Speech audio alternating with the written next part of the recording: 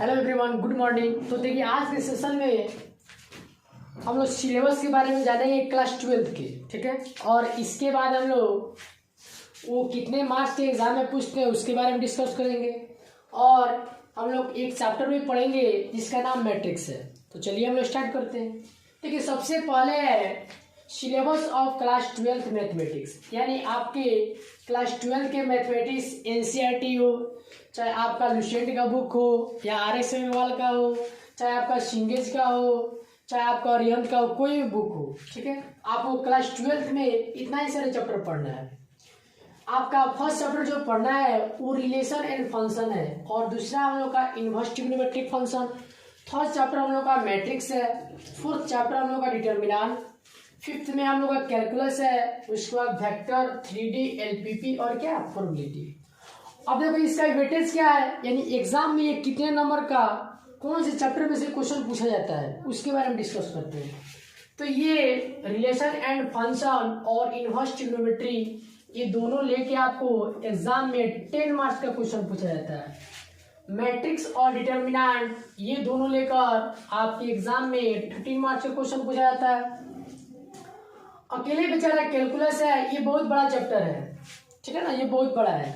इसमें आपको 40 नंबर से लेकर और 50 नंबर के बीच में क्वेश्चन पूछा जाता है।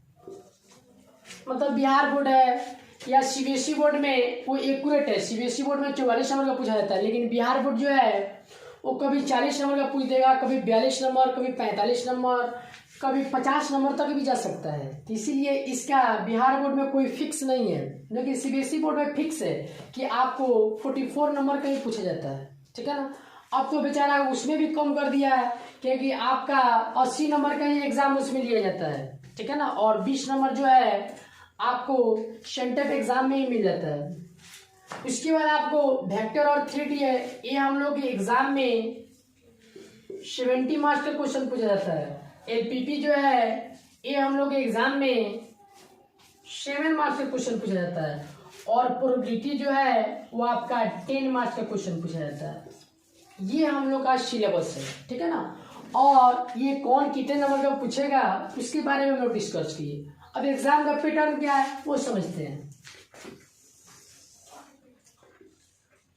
एग्जाम का पैटर्न है कि एग्जाम में आपको मैंने हम लोग कोरोना की बात करते हैं। जैसे मान लेते हैं कोरोना ना आए, उसके लिए बात करते हैं। तो हम लोग एग्जाम में 60 ऑब्जेक्टिव पूछा जाता है, एक एक नंबर का, जिसमें आपको बनाना नहीं है। आपको बनाना मात्र 85 क्वेश्चन है एक नंबर का, जिसमें आपको 50 नंबर मिल जाएगा, ठीक है। 2 नंबर वाला क्वेश्चन जो है आपका 25 क्वेश्चन 2 नंबर का पूछता है, जिसमें आपको बनाना नहीं है। आपको मात्र 15 क्वेश्चन ही बनाना है 2 नंबर का, जिसमें आपका 30 नंबर आ जाएगा। फिर आपका 8 क्वेश्चन जो है वो 5 नंबर में पूछा जाता है, इसमें आपको बनाना इतना नहीं है, मात्र 4 ही क्वेश्चन 5 नंबर में बनाना है, इसमें आपको 20 नंबर मिल जाएगा। यानी ऑल ओवर आपका ये 100 मार्क्स हो जाए। लेकिन क्वेश्चन कितने नंबर का पूछा गया, तो 60 नंबर, ये टोटल जोड़ लो, ये बन जाएगा आपका 50, इसमें जोड़ लो, ये 40 बन जाएगा, और इसको जोड़ेंगे तो आपका 150 नंबर। यानी आपका 150 नंबर के क्वेश्चन में से आपको 100 नंबर क्या करना है, कलेक्ट करके और बना लेना है, ठीक है। अब देखो हम लोग को पढ़ने का तरीका क्या है वो समझ लेते हैं। जो ये आपका 50 ऑब्जेक्टिव क्वेश्चन है, 50 ऑब्जेक्टिव क्वेश्चन, तो इसके लिए हम आपको स्पेशल ट्रिक पढ़ाएंगे। इसके लिए हम लोग स्पेशल ट्रिक पढ़ेंगे, जिससे कि आप ये 50 क्वेश्चन आप ट्रिक और टेक्निक से मात्र आप 10 मिनट में सॉल्व कर सकते हैं। उसके लिए आपको स्पेशल ट्रिक बताया जाएगा हर एक चैप्टर में आपको ट्रिक बताया जाएगा। प्लस में बात रही सब्जेक्टिव की, तो सब्जेक्टिव के लिए आपको पहले प्रोसेस और आंसर चेक करने के लिए सारे क्वेश्चन का ट्रिक बताया गया है, जिससे कि आप इजीली आसानी से सॉल्व कर सकें। उसके बाद ये ट्रिक कहाँ पर काम करेगा, तो अगर आप एयरफोर्स की तैयारी करते हैं, अगर आप NDA की तैयारी करते हैं, अगर आप नेवी की तैयारी करना चाहते हैं, या अगर आप JEE मेन के एग्जाम देना चाहते हैं, तो उसमें भी ये स्पेशल ट्रिक का आप यूज कर सकते हैं, जिससे क्वेश्चन आसानी से बहुत जल्दी बन जाए। जैसे बात करें हम लोग, जैसे एयरफोर्स में देखो हम लोग को 60 मिनट में 70 क्वेश्चन बनाना है, यानी 1 घंटे में आपको 70 क्वेश्चन बनाना है, जिसमें से आपका 25 क्वेश्चन फिजिक्स में पूछा जाता है, 25 क्वेश्चन जो आपका मैथ में पूछा जाता है और 20 क्वेश्चन आपका इंग्लिश में पूछा जाता है। तो ये 25 क्वेश्चन अपने स्पेशल ट्रिक से आपको मात्र 10 से 15 मिनट में ही सॉल्व कर लेंगे, क्योंकि इसके लिए आपको स्पेशल ट्रिक बताया जाएगा जिसके तहत आप आसानी से 10 से 15 मिनट में सॉल्व कर लेंगे। बात रही एनडीए की, तो एनडीए में आपका 900 नंबर का एग्जाम दिया जाता है एनडीए का, जिसमें आपको 300 नंबर का स्पेशल मैथ ही पूछा जाता है, यानी 900 नंबर में 300 नंबर मैथ ही पूछा जाता है। तो इसके लिए भी आपको स्पेशल ट्रिक बताया जाएगा जिससे कि आप आसानी से फास्टली क्वेश्चन को सॉल्व करें। जेईई मेन की बात करें हम लोग, जेईई मेन की, तो उसमें आपको 25 क्वेश्चन मैथमेटिक्स से पूछा जाता है, ठीक है ना। तो इसके लिए आपको स्पेशल ट्रिक बताया जाएगा जिसमें आप 12 से ओनली 12 से, अगर आप 12th में ओनली अगर आप अच्छे से प्रिपरेशन करते हैं तो इसमें कम से कम आप 14 से 15 क्वेश्चन आसानी से बना सकते हैं, ठीक है। फास्टली इसमें से यानी 25 क्वेश्चन में से आप 14 से 15 क्वेश्चन आसानी से सॉल्व कर सकते हैं। तो ये रहा हम लोग का सिलेबस, यानी बोर्ड का भी, एनडीए का भी, एयरफोर्स का भी, नेवी का भी, मैंने क्लास 12 का सिलेबस, ठीक है ना। तो आप इसे नोट कर लें, तो हम लोग नेक्स्ट बात करते हैं।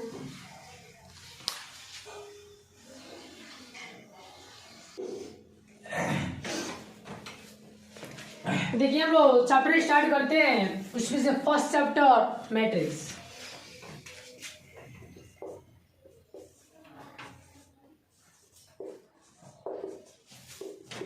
ठीक है, मैट्रिक्स का अगर आप हिंदी जाने तो इसका हिंदी होता है आव्यूह, ठीक है ना। देखो हम लोग जो भी पढ़ेंगे एकदम पूरे डेप्थ में पढ़ेंगे, कहाँ से आया, कैसे हुआ, सारी चीज जानेंगे, ठीक है ना। क्योंकि अपने कोचिंग का हाईएस्ट 99 आ चुका है, ठीक है ना। तो हम लोग 100 की खोज कर रहे हैं, ठीक है ना। प्लस में जेईई मेंस में भी बहुत सारा रिजल्ट है, तो इसीलिए आप भी जो भी पढ़े वो डेप्थ में पढ़े और पूरा ट्रिक टेक्निक के साथ, जिससे क्वेश्चन आसानी से आपको बने। तो देखिए हम लोग मैट्रिक्स के बारे में समझते हैं। सबसे पहले ये समझते हैं कि किसी मैथमेटिशियन के माइंड में ये मैट्रिक्स आया कैसे। जैसे हम लोग क्लास 11th में थे तो कॉम्प्लेक्स नंबर पढ़ रहे थे, तो कॉम्प्लेक्स नंबर में जाने थे कि कॉम्प्लेक्स नंबर किसी मैथमेटिशियन के माइंड में आया कैसे। तो हम लोग उसमें इमेजिनरी नंबर के पास चले गए थे कि रूट अंडर के अंदर -1 -2 -3 उसको डिफाइन कराए थे, और उसके बाद वहां से हम लोग कॉम्प्लेक्स नंबर को लेके आए थे। तो ऐसा ही आपका मैट्रिक्स का भी कंडीशन है। तो क्या है मैट्रिक्स का कंडीशन, इसे मान लेते हैं कि अपने पास लीनियर इक्वेशन इन 2 वेरिएबल, नाम सुने होंगे 10th क्लास में, 2 चर वाले रैखिक समीकरण। यहां से बोले हम लोग 2x + 3y = 5, 3x + 4y = 7। या दूसरा इक्वेशन ले हम लोग कि 2x + 3y + 5z = 7, 3x + 7y + 9z = 12, 2x + यहाँ से हम लोग आ जाए 6y + 8z = हम लोग को 13 दे दें। इसको पढ़ते हैं हम लोग लीनियर इक्वेशन इन 2 वेरिएबल, और इसको पढ़ते हैं हम लोग लीनियर इक्वेशन इन 3 वेरिएबल। ये मतलब क्या है, मतलब कहने का है इसमें आपको 3 वेरिएबल दिया हुआ है। वेरिएबल बोले तो चर जिसका मान बदले, जिसमें x है, y है और आपका z है। इसमें बात करें तो सिर्फ आपका x और y क्यों वेरिएबल, क्योंकि इसका मान बदलता है। इसके जगह पे हम कोई भी वैल्यू यहाँ पे क्या कर सकते हैं, पुट कर सकते हैं। तो ये आपका लीनियर इक्वेशन इन 3 वेरिएबल, ये लीनियर इक्वेशन इन 2 वेरिएबल। इसको बोलेंगे हम लोग 3 चर वाले रैखिक समीकरण, और इसको बोलेंगे हम लोग 2 चर वाले रैखिक समीकरण। देखो इसको सॉल्व करने के लिए जो हम लोग 10th क्लास में थे तो बहुत सारा मेथड जानते थे, प्रतिस्थापन विधि, विलोपन विधि, ब्रजगुणन विधि, जो ठीक है ना, वो सब हम लोग जानते थे और इसको आसानी से सॉल्व कर ले रहे थे। लेकिन हम लोग को ये इक्वेशन नहीं मिला 10th क्लास, ये वाला मिला। तो हम लोग आसानी से एक को बराबर करके और दूसरे वाला को काट के निकाल देते थे। लेकिन जब ये वाला इक्वेशन मिल जाए और थोड़ा प्रॉब्लम क्रिएट हो जाता है, क्योंकि कभी दो एक बराबर हो भी नहीं करता है। जैसे मान लेते हैं इसी को बराबर करने चलते हैं, इसमें 2 से गुना कर दो, इसमें 3 से गुना कर, ये बराबर हो जाएगा, लेकिन ये दोनों बराबर हो भी नहीं करेगा। तो इसको बनाने के लिए आपको यानी जनरल मेथड से आप पहले इन दोनों को सॉल्व करेंगे। सॉल्व करने के बाद आपका 2 वेरिएबल में कन्वर्ट हो जाएगा। फिर हम ये दोनों को सॉल्व करेंगे, इसको सॉल्व करने के बाद ये भी 2 वेरिएबल में कन्वर्ट होगा। फिर जो इक्वेशन आएगा उन दोनों को सॉल्व करेंगे और सॉल्व करने के बाद फिर उसमें से एक वैल्यू आएगा दूसरे में रखेंगे। मतलब बहुत लंबा प्रोसेस हो जा रहा है जिसके तहत आप बनाएंगे। लेकिन ये मेरा मैट्रिक्स क्या कहता है कि आप इसे आसानी से इसमें एक्स वाई जेड का मान निकाल सकते हैं इस मेथड से। तो वो कैसे? तो देखो हम लोग यहाँ से पहले इसमें बात करते हैं। ये कहता है कि जो भी आपका x का y का कोफिशिएंट का मतलब क्या, जो x और y में मल्टीप्लाई हो यानी गुना हो उसी को हम लोग कोफिशिएंट बोलते हैं और हिंदी में गुणांक बोलते हैं। वैसे x में आपका 2 मल्टीप्लाई, y में आपका 3 मल्टीप्लाई, ये x में 3 मल्टीप्लाई और ये y में क्या 4 मल्टीप्लाई। तो इसको हम लोग बोलेंगे गुणांक है। तो हम लोग क्या करते हैं, गुणांक को निकाल के सजाते हैं। जैसे इसका गुणांक 2, इसका गुणांक बोले तो 3, इसके पास आ जाइए, इसका गुणांक 3, इसका गुणांक क्या 4। हमने क्या किया, इसमें से एलिमेंट यानी इसके गुणांक को निकाल के कोफिशिएंट को निकाल के हमने रख दिया। अब देखो ये देखने में सुंदर नहीं दिख रहा है। जैसे मान लेते हैं कोई इंसान, एग्जाम्पल लेते हैं, बेचारा मान लेते हैं कि ये कोई इंसान है, ये बेचारा सुंदर नहीं दिख रहा है, ठीक है। तो इसकी सुंदरता को बढ़ाने के लिए हम लोग बहुत सारे टाइप का क्रीम यूज कर सकते हैं। जैसे मान लेते हैं कि एक नंबर में बेचारा ये फेयर लवली लगा लिया, दूसरा मान लेते हैं कि दूसरे नंबर में बेचारा ये वीको लगा लिया, तीसरा बात करें तो ये बेचारा मान लेते हैं कि फेयर हैंडसम लगा लिया। अब देखो तीनों क्रीम का यूज तो बेचारा एक बार नहीं कर सकता है, ये बारी बारी से, मान लो ये लगाएगा तभी सुंदर दिखेगा, बेचारा ये लगाएगा तभी सुंदर दिखेगा और ये लगाएगा तभी सुंदर दिखेगा। मतलब तीनों में से किसी एक का यूज करें तो बेचारा ये जो है ये सुंदर दिखने लगेगा। वैसे है तो मैट्रिक्स ये बेचारा दिखने में अच्छा नहीं दिख रहा था, तो इसकी सुंदरता को बढ़ाने के लिए हम 3 प्रकार के सिंबल का यूज करते हैं। वो कौन कौन? तो पहला सिंबल जो है वो पहला ये वाला डब्बा, दूसरा सिंबल जो है आपका ये वाला डब्बा और तीसरा जो सिंबल है थर्ड सिंबल, तो हम लोग इस टाइप के डब्बे का यूज करते हैं। तो देखो ये कोई ऐसा नहीं कि इसका यूज करे इसका यूज करे, मतलब जैसे इसका कोई प्रॉपर क्रीम नहीं है वैसे भी आप इसका कोई प्रॉपर सिंबल नहीं है। आप जैसे भी इसमें से जो मन करे वो निकाल के आप मैट्रिक्स को रिप्रेजेंट कर सकते हैं। अब देखो जब हम लोग इसको 3 प्रकार के सिंबल यानी चूज कर लिए कि हम लोग 3 प्रकार के सिंबल से मैट्रिक्स को रिप्रेजेंट करेंगे, तो दुनिया में कुछ इसका नाम भी देते हैं। इसका नाम क्या है? तो इसका नाम है ऑलवेज कैपिटल लेटर, यानी इसे जहां भी सूचित करेंगे हम लोग वो कैपिटल लेटर सूचित करेंगे। जैसे आपका ए बी, कैपिटल लेटर मतलब क्या ABCD, जैसे ए आ जाए BCD, ए से लेकर हम लोग जेड तक इसका नाम बोल सकते हैं। फिर आएगा बात कि सर इस मैट्रिक्स के अंदर हम कौन कौन से नंबर रख सकते हैं। तो इस मैट्रिक्स के अंदर आप जो इच्छा यानी दुनिया में जो नंबर आप मन करे वो नंबर को इस मैट्रिक्स के अंदर क्या कर सकते हैं, डाल सकते हैं। तो यहाँ पे √2 भी डाल सकते हो, -√3 भी डाल सकते हो, रूट अंडर के अंदर कोई भी नंबर आ जाए या आपका कोई फैक्टर में नंबर आ जाए या डिवीजन में नंबर आ जाए, सारे नंबर इस मैट्रिक्स के अंदर हम लोग रख सकते हैं। तो चलो कुछ बातें लिखते हैं हम लोग।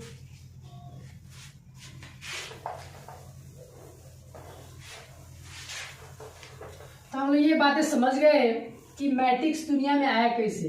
तो मैट्रिक्स हम लोग का जो भी आप 10th क्लास में प्रतिस्थापन विधि, विलोपन विधि, ब्रजगुणन विधि से आप सॉल्व करते थे किसी भी क्वेश्चन को और इसमें से x y का मान निकालते थे, वैसा ही हम लोग मैट्रिक्स मेथड से भी x y का मान निकाल सकते हैं। फिर इसे हम लोग 3 प्रकार के सिंबल से रिप्रेजेंट करते हैं। पहला आपका ये वाला डब्बा, दूसरा आपका ये वाला डब्बा और तीसरा आपका ये वाला डब्बा, 3 प्रकार के सिंबल से।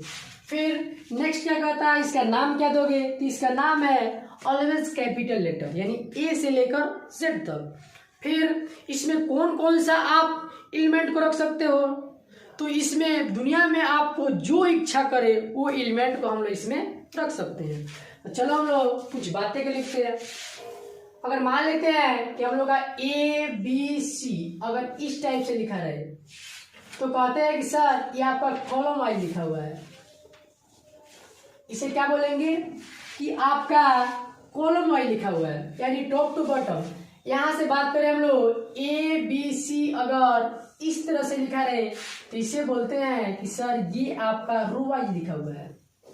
माने अगर ऐसे हम चलते हैं तो उसे रो बोलते हैं, अगर हम ऊपर से नीचे की तरफ आते हैं या नीचे से ऊपर की तरफ जाएंगे तो उसे क्या बोलेंगे हम लोग, कॉलम बोलेंगे। यहां से क्या करता है, कुछ बातें और लिखते हैं हम लोग, नोट करके लिखते हैं, नोट करके। नोट नंबर फर्स्ट कहता है कि matrix is an arrangement. Arrangement का हिंदी होता है आपका सजावट। सजावट की मैट्रिक्स क्या है आपका, एक सजावट। दूसरा क्या कहता है, कहता है कि मैट्रिक्स में have a real number, complex number, are or function। एक और है कि मैट्रिक्स के अंदर आप कौन कौन से नंबर रख सकते हैं, तो अभी हम लोग जाने कि दुनिया का सभी नंबर हम मैट्रिक्स के अंदर रख सकते हैं। तो आपका अगर एक कॉम्प्लेक्स नंबर भी बोले उसे भी चलेगा, लेकिन हमने रियल नंबर भी डाल दिया आपकी जानकारी के लिए, ठीक है ना। तो रियल नंबर, कॉम्प्लेक्स नंबर, यानी दुनिया का अगर एक वर्ड में बोला जाए, एक वर्ड में, तो यहां बोल सकते हैं कि दुनिया का जितना भी, ऐसे क्या, दुनिया का कोई भी संख्या रख सकते हैं, कोई भी संख्या रख सकते हैं। यानी इस मैट्रिक्स के अंदर दुनिया में जो भी आपको नंबर मिल रहा है उस मैट्रिक्स के अंदर क्या कर सकते हो, रख सकते हैं। अब देखो इसको हम लोग 3 प्रकार के सिंबल से रिप्रेजेंट करते हैं। लिखते हैं हम लोग देयर आर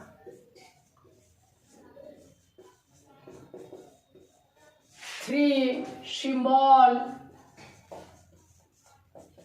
टू रिप्रेजेंट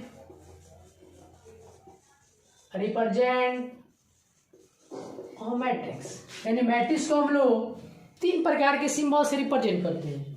कौन कौन, तो पहला आपका ये वाला डब्बा है, सेकेंड आपका ये वाला डब्बा है, थर्ड जो आपका है ये आपका ये वाला डब्बा है। अब देखो कौन किस एग्जाम के लिए फेमस है वो देख लेते हैं। कि ये जो हम लोग बोर्ड के एग्जाम देंगे, बोर्ड के लिए, यानी बिहार बोर्ड हो चाहे CBSE बोर्ड हो, कोई भी बोर्ड हो, उसमें ये बेचारा जो है वो आपका JEE मेन के लिए है, ठीक है। और ये सिर्फ आपको बुक में ही दिया रहता है, यानी बुक के अलावा आपको किसी एग्जाम के क्वेश्चन में नहीं दिया जाएगा, सिर्फ बुक में। और ये जो है आपके एग्जाम में दिखेगा, ठीक है ना। यहां से बात करें इसका नाम भी ले लेते हैं। It is denoted by capital letters. इसे हम लोग हमेशा कैपिटल लेटर से डिनोट करते हैं। क्या क्या, तो यहां से बोल सकते हैं दैट इज आपका ABCD डॉट कहां तक, Z तक। तो पहले आप इधर नोट कर लें, तो हम लोग नेक्स्ट डिस्कस करते हैं।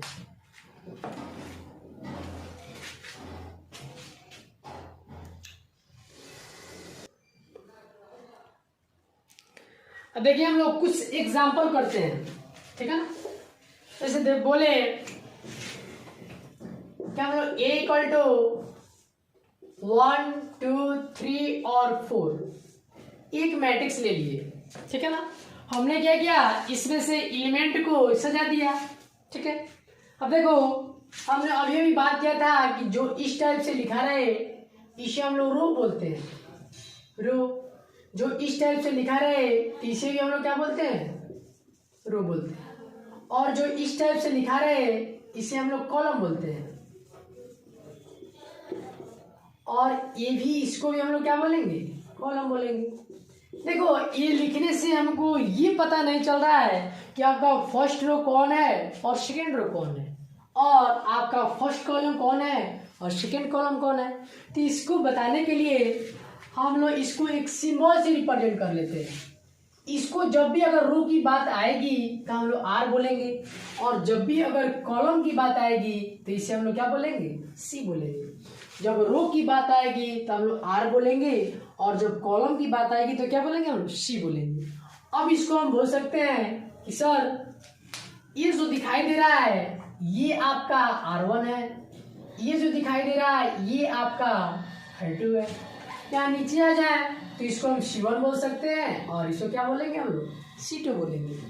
यानी यहाँ से अगर हम लोग नेक्स्ट एग्जांपल लगाए A अगर 1 2 3 4 5 6 बोले तो कह सकते हैं कि सर ये पूरा का पूरा हम लोग R1 है, पूरा का पूरा। इसको बोलेंगे कि ये पूरा का पूरा मेरा R2 है। यहाँ से हम लोग जाए तो इसको C1 बोल सकते हैं, यहाँ से जाए तो इसको हम लोग C2 बोल सकते हैं, यहाँ से जाए इसको हम लोग C3 बोल सकते हैं। ठीक है, अगर ऐसे आ जाए कि सर B ऐसा नहीं कि ए से ही रिप्रेजेंट करेंगे, आप ए से लेकर जेड तक कोई भी ले सकते हो। तो B अगर बोला जाए 1 2 3 तो इसे हम बोल सकते हैं कि सर ये वाले जो है वो आपका फर्स्ट रो R1 है। इसमें बोलेंगे कि सर इसको हम C1 बोल सकते हैं, इसको हम C2 बोल सकते हैं, इसको हम क्या बोल सकते हैं, C3 बोल सकते हैं। तो आप नोट कर ले, तो हम नेक्स्ट डिस्कस करते हैं।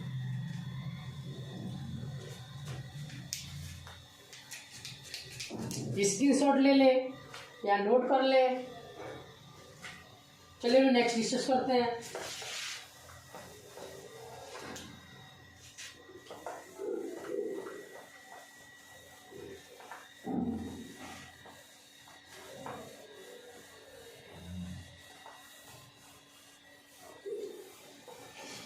अब देखिए इसके बाद हम लोग का एक आता है ऑर्डर ऑफ मैट्रिक्स, यानी बहुत ही इंपॉर्टेंट है। ठीक है ना, ऑर्डर के बारे में देखिए एक आता है हम लोग का ऑर्डर ऑफ मैट्रिक्स।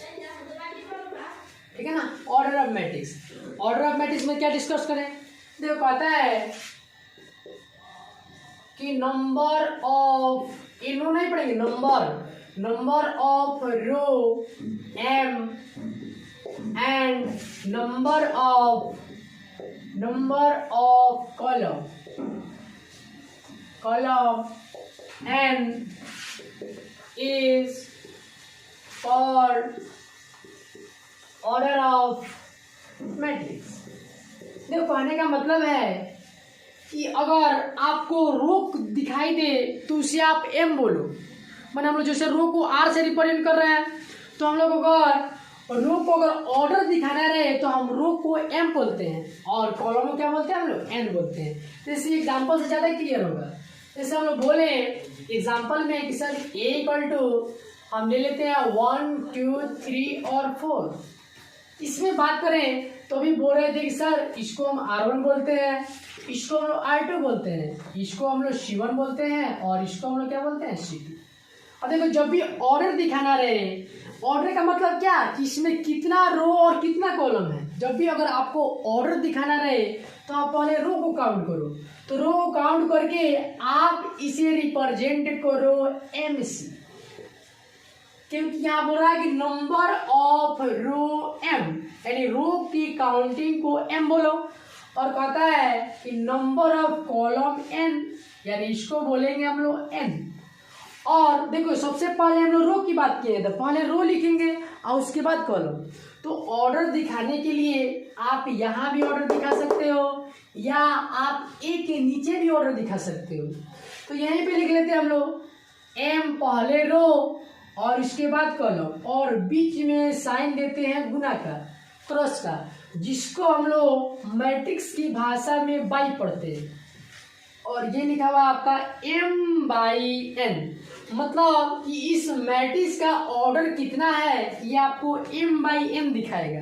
जैसे यहाँ से अगर हम बोले कि इस मैट्रिक्स का ऑर्डर बताए तो कहेंगे कि सर इसमें m रो n कॉलम, मतलब कि 1 रो 2 रो, इसमें आपका 2 रो और 1 कॉलम 2 कॉलम, यानी 2 कॉलम है।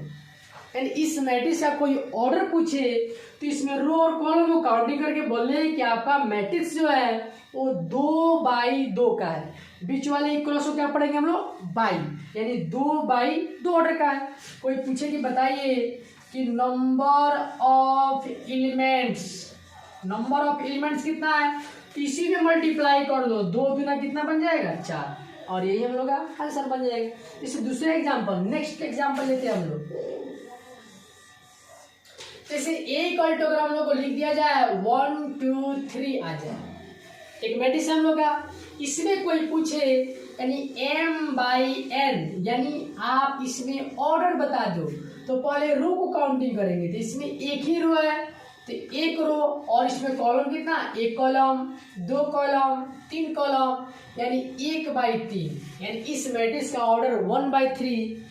और यहाँ से बोले कि नंबर ऑफ एलिमेंट की संख्या कितनी है, इसे मल्टीप्लाई कर दो तो कितना बन जाएगा आपका 3 बन जाएगा। ठीक है, तो आप नोट कर लें, तो हम नेक्स्ट बात करते हैं।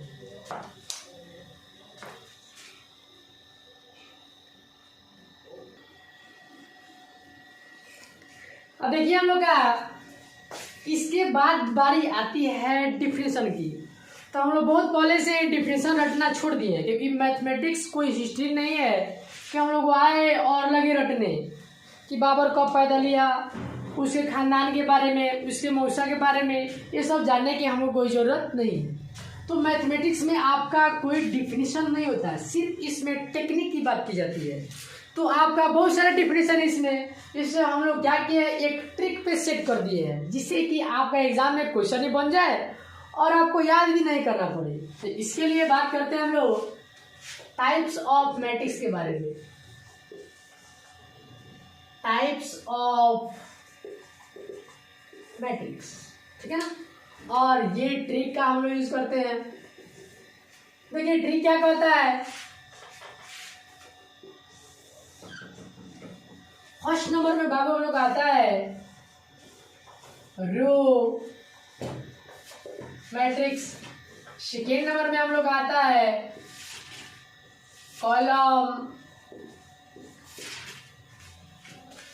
कॉलम मैट्रिक्स, थर्ड नंबर में हम लोग आता है हॉरिजॉन्टल मैट्रिक्स, फोर्थ नंबर में हम लोग आता है वर्टिकल मैट्रिक्स, फिफ्थ नंबर में हम लोग आता है जीरो मैट्रिक्स, और लास्ट में हम लोग आता है स्क्वायर मैट्रिक्स। ठीक है ना। ये सारे डिफिनेशन आपको अगर लिखते हैं तो लगभग आपको 2 पेज तो लग ही जाएगा, लेकिन हम लोग इसे बस 10 सेकेंड में टेक्निक से याद कर लेते हैं। देखो अभी हम लोग बात किए थे कि m/n, मतलब कि हम m को बापू रो बोल रहे थे और n को हम लोग कॉलम बोल रहे थे, रो और कॉलम, यानी m को रो और n को क्या बोल रहे थे, कॉलम बोल रहे थे। चलो हम इसमें डिस्कस करते हैं। इसे अगर फिगर ऐसा बना दे A = 1 2 3, ऐसा फिगर बना दे, तो यहाँ से अगर बोला जाए तो इसमें एक ही रो दिखाई दे रहा है, यानी m = 1, क्योंकि हम रो की बात कर रहे हैं तो इसमें भी हम लोग रो के बारे में ही बोलेंगे। अगर इसमें बात करें अगर इसका फिगर 1 2 3 ऐसे बना दे, तो अगर हम लोग इसमें कॉलम की बात करें, कॉलम, तो बोल सकते हैं कि n = कितना 1। अगर हॉरिजॉन्टल मैट्रिक्स की बात किया जाए तो ए इक्वल टू अगर 1 2 3 4 5 6 इसमें बात करें एम और एन के बारे में तो कहता है कि रो की संख्या आपका 2 ही है लेकिन कॉलम संख्या 1 2 3 है। तो कॉलम जो है आपका रो से बड़ा है, ठीक है। इसमें बात करें हम लोग ए इक्वल टू यानी 1 2 3 4 5 6 ऐसा नहीं कि हमेशा 1 2 3 आप यहाँ से कोई भी नंबर ले सकते हो जो पीछे हम लोग ऑलरेडी पढ़ चुके हैं।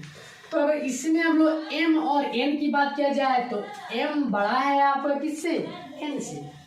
इसमें जीरो मैट्रिक्स की बात किया जाए तो 0 0 0 0 यानी सारे के सारे एलिमेंट उसमें क्या हो जाए, 0 हो जाए। और स्क्वायर मैट्रिक्स की बात किया जाए तो ए इक्वल टू 1 2 3 और 4 यानी जितना आपका रो रहे उतना ही आपका कॉलम होना चाहिए। फिर सर याद कैसे करेंगे इसको, चलो समझते हैं। कहता है कि रो की संख्या 1 रहे तो इसे रो मैट्रिक्स बोलो, कॉलम की संख्या 1 रहे इसे कॉलम मैट्रिक्स बोलो, और रो की संख्या कम कॉलम की संख्या ज्यादा रहे इसे हॉरिजॉन्टल मैट्रिक्स बोलो, रो की संख्या ज्यादा कॉलम की संख्या कम रहे इसे वर्टिकल मैट्रिक्स बोलो। जहाँ 0 0 देखेंगे सब एलिमेंट वहाँ जीरो मैट्रिक्स बोलेंगे, और जहाँ बराबर देखेंगे यानी रो और कॉलम जहाँ बराबर दिखाई दे उसे हम लोग क्या बोलेंगे, स्क्वायर मैट्रिक्स बोलेंगे। तो आप ऐसे इस टेक्निक से इसे आसानी से आप 10 सेकेंड में याद कर सकते हैं। ऐसे रो की संख्या 1 रो मैट्रिक्स, कॉलम संख्या 1 कॉलम मैट्रिक्स, रो की संख्या कम कॉलम की संख्या ज्यादा हॉरिजॉन्टल मैट्रिक्स, रो की संख्या ज्यादा कॉलम की संख्या कम वर्टिकल मैट्रिक्स, जीरो देखे जीरो मैट्रिक्स बराबर देखे तो क्या, स्क्वायर मैट्रिक्स। ऐसे करके आप आसानी से इसे याद कर सकते हैं।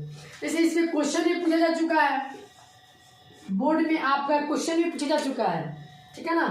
कहता है जैसे एनसीईआरटी में हम लोग क्वेश्चन नंबर 8 है, ठीक है ना। क्वेश्चन नंबर एनसीईआरटी की बात करें तो क्वेश्चन नंबर हम लोग का 8 है। तो देखिए हम लोग बताते बात करते हैं उस पर।